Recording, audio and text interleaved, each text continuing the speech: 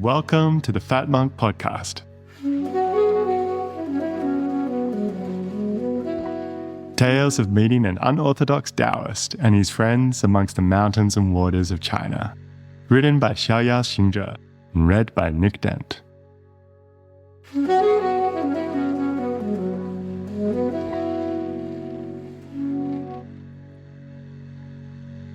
Chapter 10.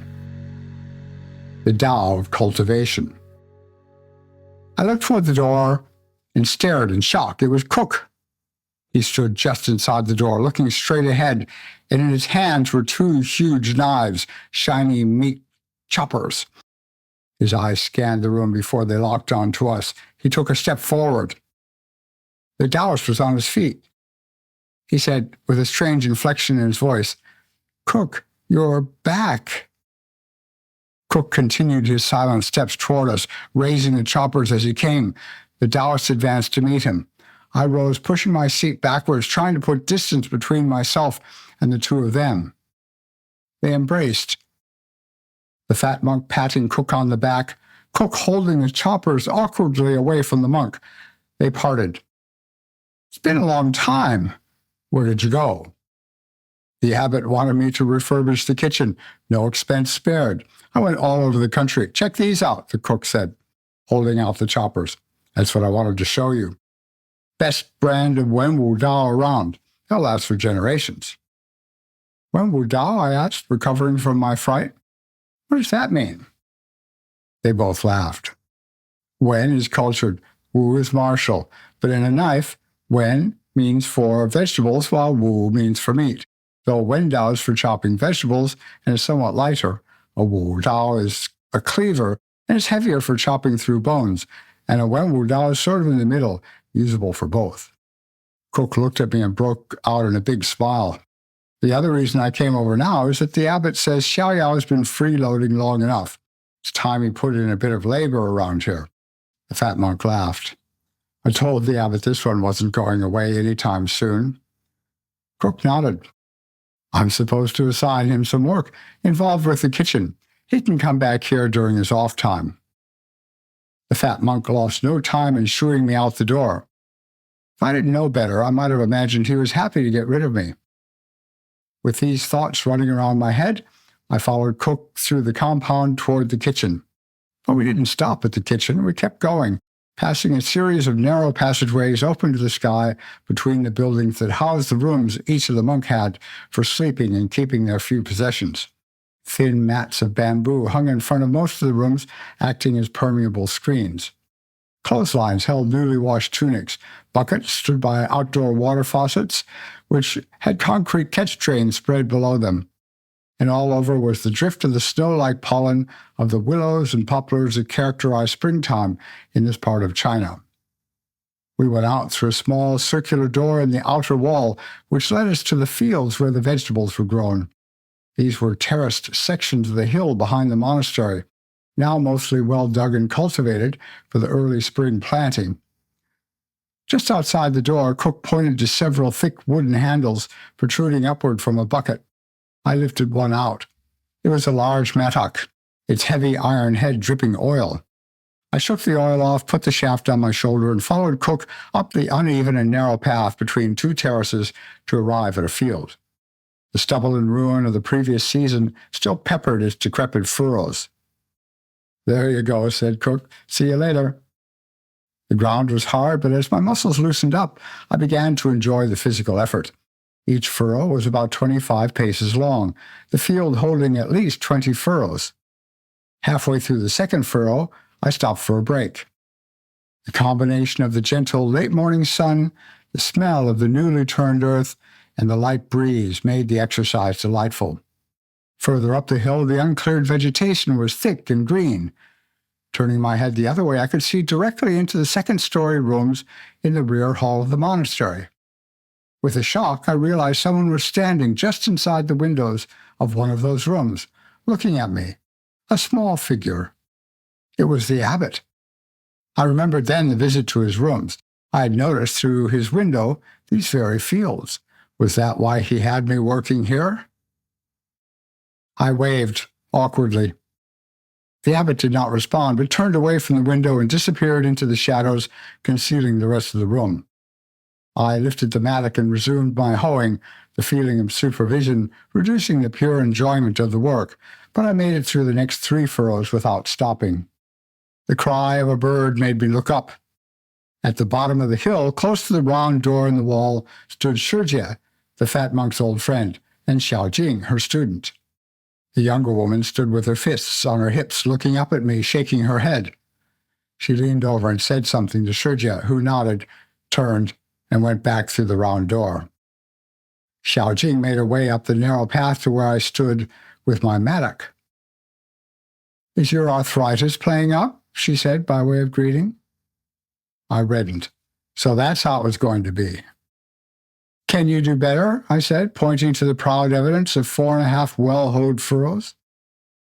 "My grandmother could do better," she replied, and made her way over to take possession of the mattock. She lifted it with ease and began to hoe. The rise and fall of the mattock was at the same time both faster and more effortless than mine. Xiao Jing had a rhythm and economy of movement that spoke of long familiarity with this work. Within several minutes, she had finished the row and worked her way back to where I stood along the next. She stopped and looked at me, a challenge in her eyes. She was not short of breath at all. "Okay, that's pretty good," I admitted. She looked surprised, her expression softened, and she was just about to say something when we heard Shijie calling. We turned. The older woman was standing by the abbot's window, where I had seen him earlier, and gesturing us to come in. Xiao Jing knocked the residual dirt from the head of the mattock by banging it against the sole of her shoe, then threw it over her shoulder, shaking off my attempts to take it from her. We threaded our way down the uneven path, left the mattock in the barrel, washed our hands at an outdoor faucet, and found the stairs that led to the second-floor corridor balcony and the abbot's rooms. Shijie met us at the door. "The abbot wants to go over a short text with the 2 of you," she said. "But first we should sit for a short time." The abbot was already seated on a cushion with his back to the window. His eyes were closed, and he did not speak to us, but his posture was erect. Shijie sat facing him, her back to the door. She indicated with her chin that I should sit to her left, Xiao Jing to her right, where the cushions had been placed, making a circle with the abbot. We sat in silence. My thoughts seemed to settle much more rapidly than in my usual practice, and a feeling of empty clarity filled me with freshness and a sense of light. Gradually my thoughts ceased, my sense of self diminished, until it appeared that a hole in the universe appeared before me, an invitation to enter. But before the passage was complete, my whole body reacted with a sudden jerk that shocked my eyes open. The other 3 were looking at me. "The last bit of the ox's tail gets stuck in the knothole," the abbot said with a smile.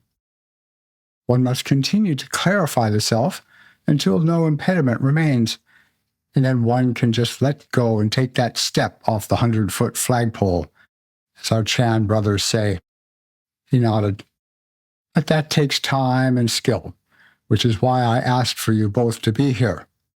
He glanced at Shijie, who picked up a thin book lying next to her. "This is the Taishang Dongxuan Lingbao Guanmiao经, the classic for contemplating the marvellous," she said. "It is part of the Dongxuan section of the Taoist canon and gives very simple and clear directions for quieting your mind properly in a balanced way. It's very old, at least the Tang dynasty." The abbot continued, "We are going to look at the first section, which is the part most useful for the 2 of you." He took the book from Shijie, opened it, and read, "Now, those who wish to gaze on marvels and become perfected first must eliminate deviant and perverse behaviors and cut off external affairs." The abbot said the words "gaze on marvels" could also be called observing the subtleties of the mysterious Tao. It mentions this in the first chapter of the Tao Te Ching, you will recall. Thus they reside in nothingness through their desire to observe its marvels. Then it goes on, mystery upon mystery, the gate of all marvels. The master on the river commented that marvel meant essential. Wang Bi said that it meant extremely subtle. He closed his eyes for a moment, then opened them and said, "Cutting off external affairs means getting rid of excessive concern with things or doings." The Tang dynasty master Sima Chengzhen talked about this. So the person cultivating the Tao must simplify their life, weighing the relative importance of things and affairs. Those things that are not crucial or important, all should be cut off. Then the abbot turned back to the text. Then they purify and calm their mind, thoughts being successively restrained, then eliminated. Making this a habit for a long time, the mind gradually becomes still. The abbot said, "You gradually reduce your thoughts, reining them in, then extinguishing them, time and again, until after a long time the mind regains its essential quietude. In the beginning, you may need to set aside a time for quiet sitting, but you must be careful not to become reliant on a quiet place in order to achieve a quiet mind." Shijie said, "Fangzhang, my teacher said that the best meditation was in the midst of activity." "That is correct." This was something I recalled the fat monk had told me. Shijie continued, "He also said that one training technique was, when possible, to withdraw yourself while in the midst of activity, expending only the most necessary of energy on the situation around you, turning the attention inward. Then, when the situation demanded it, you could turn outward and respond to whatever may be needed at the moment." In this way, he said, you could conserve your energy on the one hand, while placing your attention where it could be the most useful. Xiao Jing said, "Yes, most of the time we just get bored and want to occupy our attention with worthless distractions." The abbot said, "Most of humanity are like people who live in a marvelous enclosed garden, but stand by the windows looking only outward at the desert outside. Blinded by the light, when they do turn around, it all seems dark, so they imagine nothing is there. If only they gave their eyes a chance to adjust." "That analogy does not completely work," I said. Xiao Jing snorted. "No, he's right," the abbot said, "but what analogy does? It's enough to get the idea across. We stay most of our lives glued to our senses, forever looking outward, ignoring our inner richness, which at first seems all dark, but with time can blossom like a golden flower." He picked up the book again. "In any case, let's go on with our text. Only extinguish the restless mind. Do not extinguish the mind of stillness." The abbot said, "The restless mind is the mind drawn outward, the mind of desire. The mind of stillness is our natural mind, our essence." Li Daochun said something almost the same in his Zhonghe, the Book of Balance and Harmony. Only extinguish the deluded mind, do not extinguish the shining mind. The mind that does not move at all is the shining mind. The mind that can never stop moving is the deluded mind. Now, look at the next line. Only congeal the empty mind, do not congeal the possessive mind. Xiao Jing said, "What does it mean when it says congeal?" Shijie said, "Congeal, ning, means to sustain, or to maintain and not allow to dissipate. The empty mind is that which is calm, peaceful, not attached to anything. The possessive mind, you xin, is the mind that grasps and desires." The abbot nodded and continued with his reading. Above the mind of stillness, open understanding extends forever. Below the mind of stillness, a quiet that holds nothing. Active or inactive, the mind of no mind is constant. Whether in quiet or in clamor, the will is one. The abbot said, "These lines attempt to describe the sensation of the mind of stillness, but it really must be experienced. More, it must become a natural state, so that even if you are in the noisy marketplace, the mind sustains this lucid awareness. All those external extractions do not disturb it. I said, "Sounds like a pothead friend I know." Xiao Jing made an impatient gesture, frowned, and turned her head, but I thought there was a hint of a grin there. Shijie shook her head. "There is a 10,000-mile difference between the two states. Your friend is not lucid. His mind may be empty, but it's not filled with clarity. It's filled with fog." The abbot leaned forward and said, "A Taoist is not some woolly-headed mystic lost in his imaginings. A Taoist is effective and efficient in his use of mind." "Her use of mind," Xiao Jing said. "Of course," the abbot said, winking at Shijie. He smiled and then became serious again. "One must be able to respond effectively to the situation around one, moving from a quiet mind into a thinking mind when necessary, then back into the quiet mind again. But there's something else." Even Shijie frowned slightly. "What?" "We aim to access what we call the Daoxin, the mind of Tao. In many situations where the average person tries to think through a problem, we rely on a flash of insight from the Daoxin. As you learn to trust it and look for it, it in turn comes to you more. The solutions it presents are often elegant, often unexpected, but always takes the whole of the situation into account." He picked up the book again. "All right, let's continue.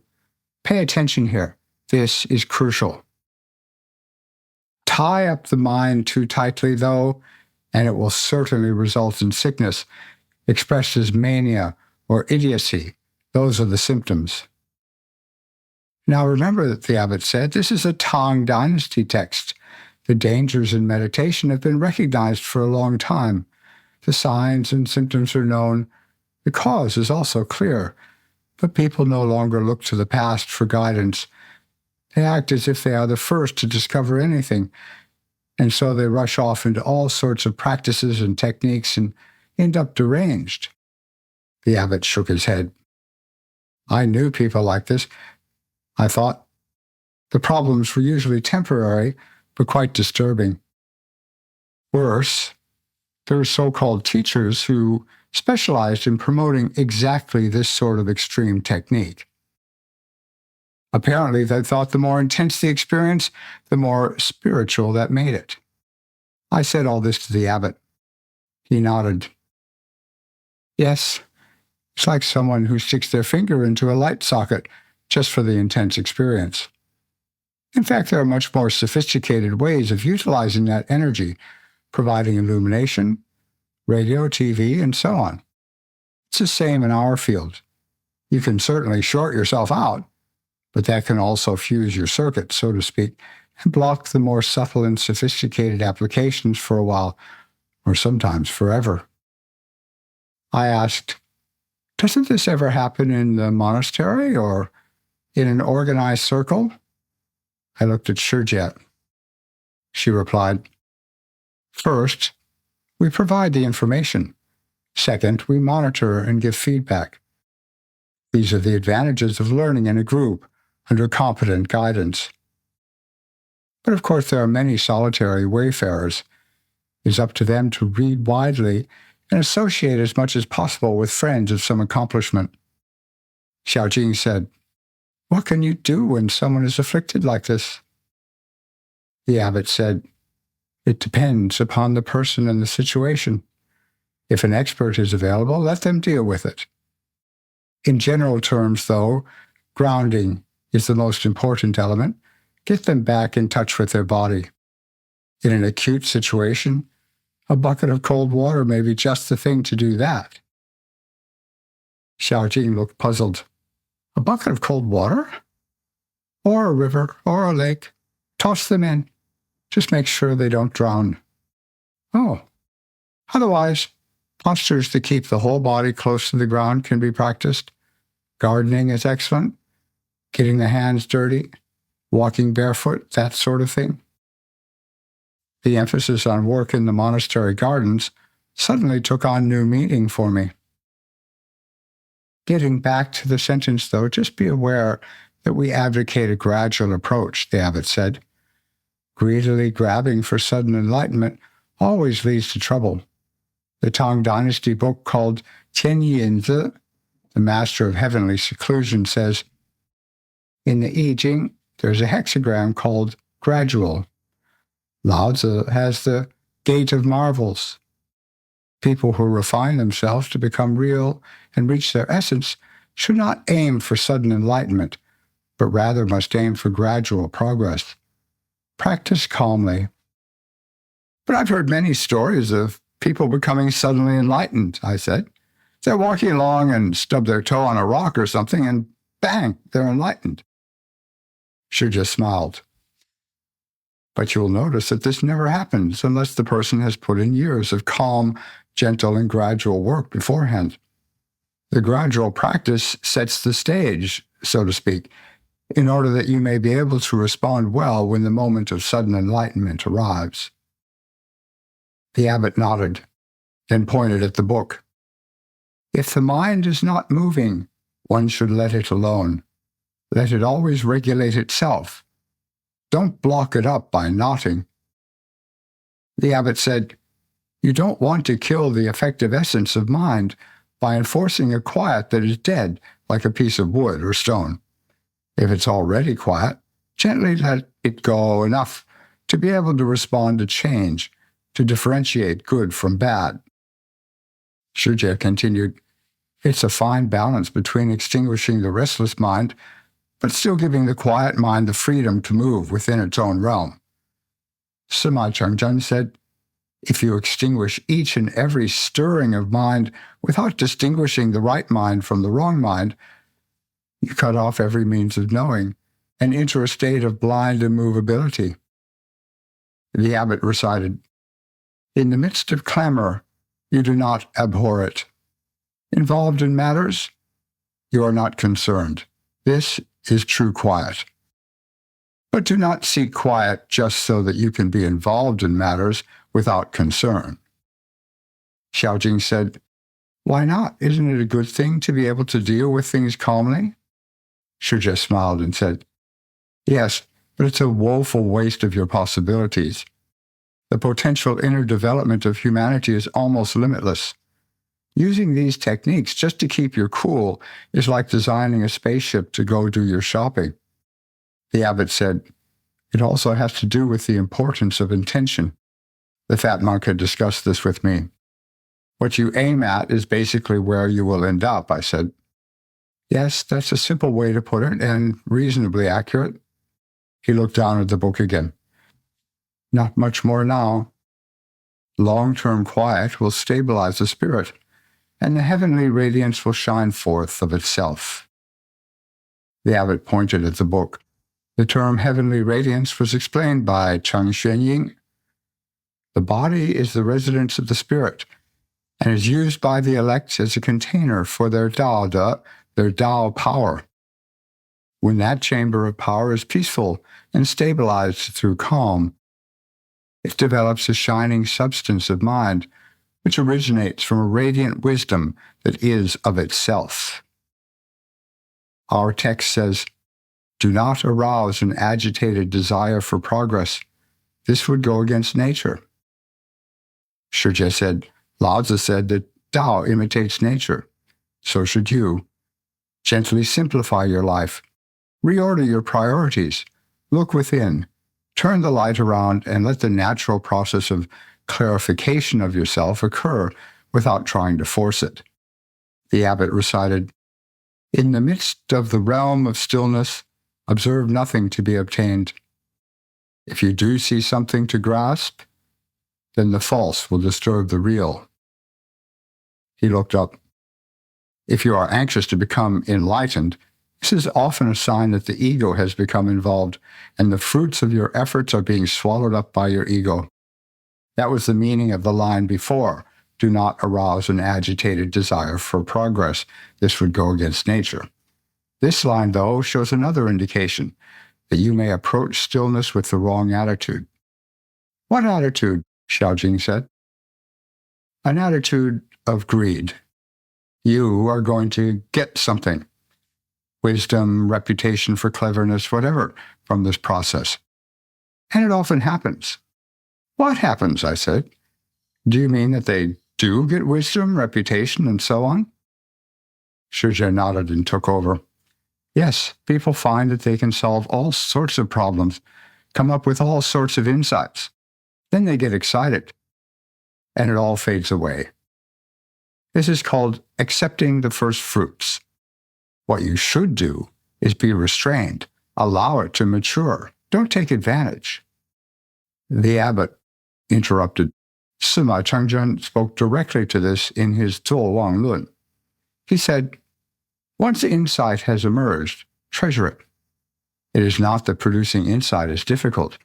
Being insightful but not using it is hard.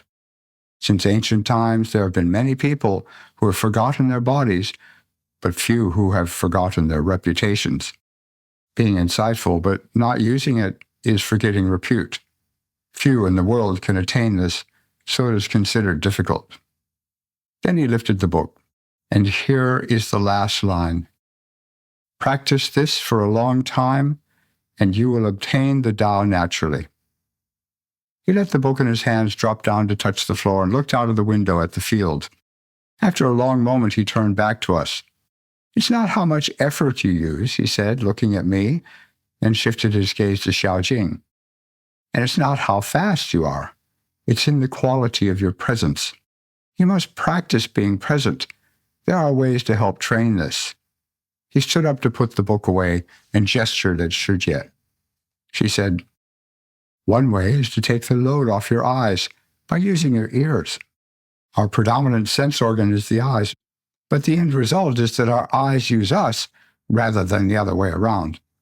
We look at something but see our idea of that something rather than what is actually there. It hypnotizes us, makes our world ever more narrow, ever more boring. She sighed and looked up.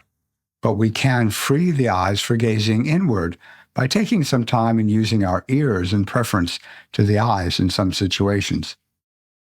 The abbot, standing by the bookshelf, said, yes, that is one way. It's also good to have a range of techniques. Another very important one is becoming aware of your body and how it feels. Pour your attention into your proprioceptive sensation. Feel how your little toe moves, or your earlobe, or how your ribs move with your breath. This is easy to do while engaged in light field labor. He gestured with his hand at Xiao Jing and me. So why don't you go finish that field? Thank you for listening to the Fat Monk podcast, produced by Ben Thomas with music by Flora Carbo.